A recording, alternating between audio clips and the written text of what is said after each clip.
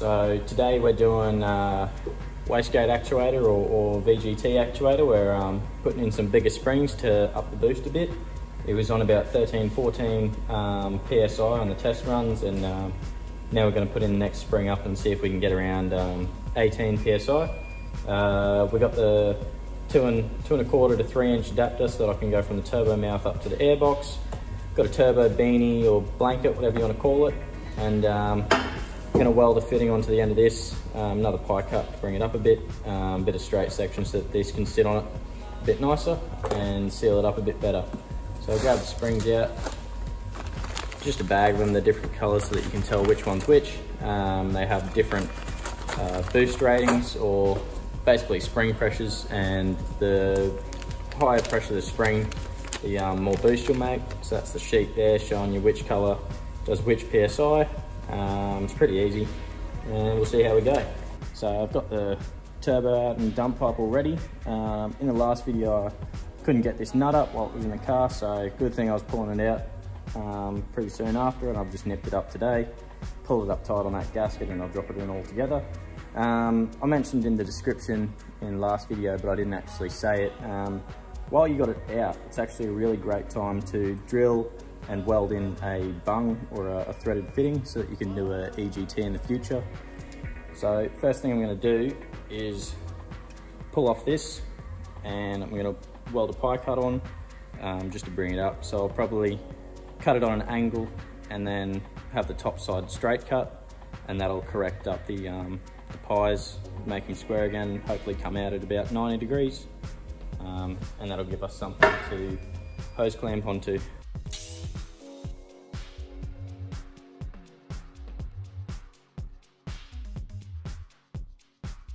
So we're just going to take off this turbo snout, pretty easy, just 3 little Allen key sort of cap screw looking things. So now we got this, and what we want to do, take the angled side of that, weld on like that, and this will be what our hose clamps onto. So one thing I've found while I was walking through Supercheap, I just stumbled across this. This is a thermostat housing gasket from Trident, and this is the intake for the turbo, and it actually lines up perfectly. I didn't have a gasket for this, I wasn't going to buy one from Nissan, but I just so happened to find that. Fits pretty nicely. I don't know how it'll go, but there's the part number if you want it, TTG18. I'll find out if it works or not. So we're just going to tee this mouthpiece on. I won't bother tacking it and test fitting it because it doesn't really need to be that accurate. The flexi hose or the silicone hose will take care of the whatever goes astray in it. And to test fit it, I'd have to throw the whole turbo back in, so won't be doing that. Just going to weld it all up first try. I'm pretty confident that it'll fit. So now what we want to do is just put a wire brush through it and try and clean up the inside. It's pretty easy, it's just to try and stop stuff getting sucked into the turbo, because you don't want that.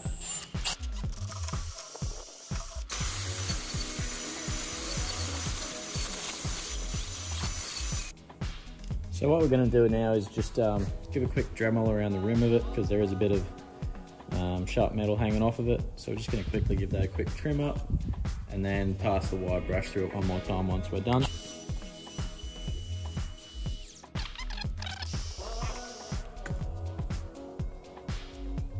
And that's pretty smooth, no sharp bits.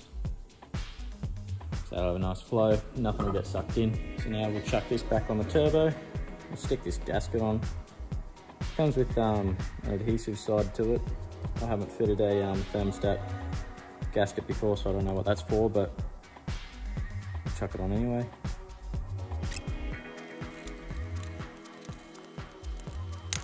So now we're going to open up the actuator.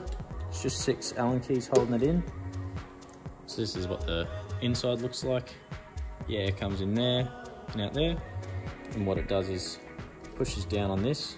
So once this fills up with enough pressure, or you build enough boost, it'll actually force this bucket down, opening your wastegate, or in this case your VGT.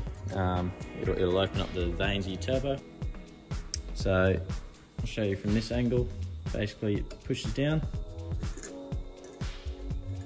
and that opens or closes the wastegate or vanes. So this is your little lock nut there. You just want to wind that down so it's hard on this, and that'll keep it shut or adjusted to where you want it. So what I'm going to do now is try and unscrew this. It looks like it's pulling the rod out, that's okay. Either way, I'm still going to get to the spring and I can put it back in. Just want to make sure that you keep a bit of pressure on it so that it doesn't blow halfway across the workshop when you get it off the thread, because that spring is pushing up on this bucket. So we got that spring off. This is the spring we got. It was a grey one. And what you do is you look in this little piece of paper and it'll tell you that the grey one opens at 15 to 21, and up here is your rod movement. And what we want to do is basically pick a spring higher than that so that we can make more boost, and in doing so, what the spring will do is just push more against your boost pressure. So I'm probably just going to put in the next one up, which is the black. And if you look at this spring, you know, it's grey, whereas this one, it's painted black. You've got all sorts of different colours. And all that means is that the amount of compression that it takes, the amount of force it takes to compress these, sort of determines how much boost you'll make. So as you go up in whatever the pressure is to open them, you'll notice that the spring gets harder to compress. And that's just meaning that you'll make more boost using that spring pretty well, or up to whatever your turbocharger can produce.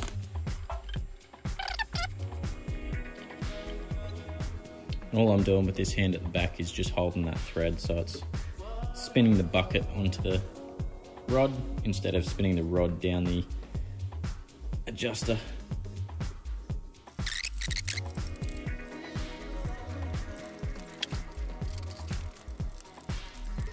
So what I'm going to do now to make sure that the bucket is all the way on the thread, I'm just going to grab the bucket and push against that adjuster nut. I can't hold that bucket tight enough, so I reckon that that's on there well enough that, you know, the bucket must be on at least majority of the way, or it's bottoming out on the thread.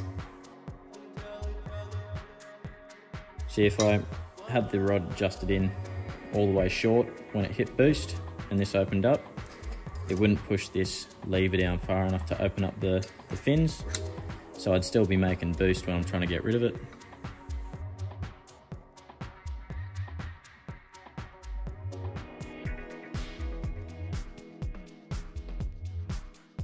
So this is now closed all the way, and we haven't got any wiggle in it.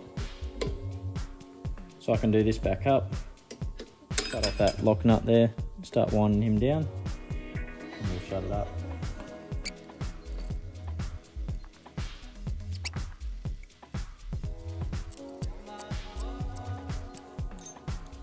So now what we're going to do, use these vice grips, try and squeeze on this so that we can hold the rod and adjust the lock nut down. So try and make sure I can make it so you guys can see what I'm doing. Grab this lock nut, start rolling him down.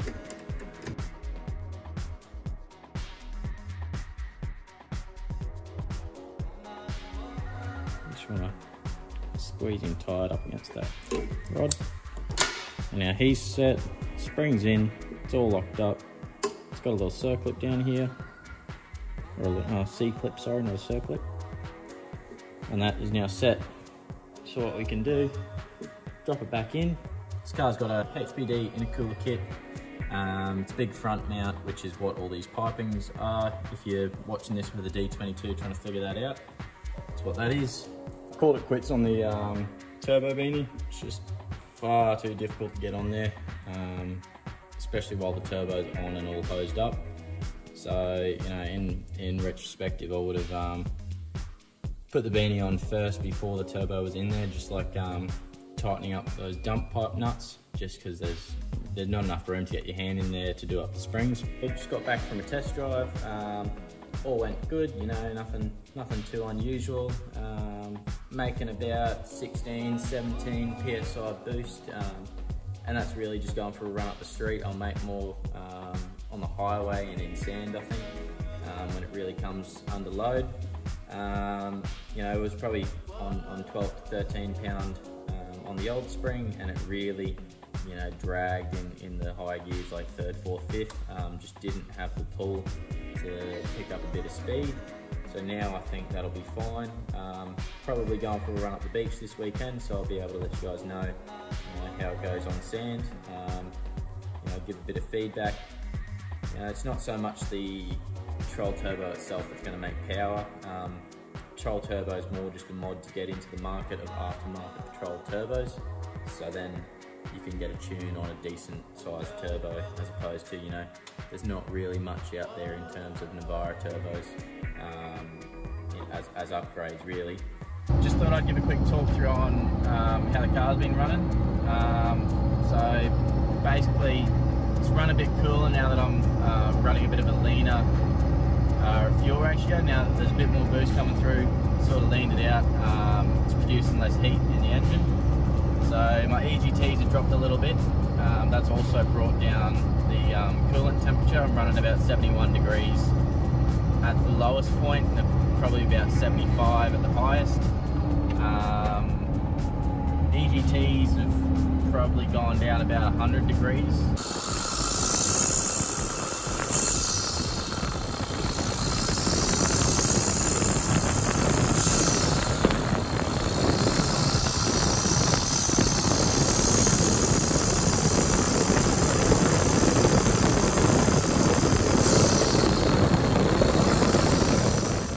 So hopefully I can give you guys an update on how it goes sometime next week.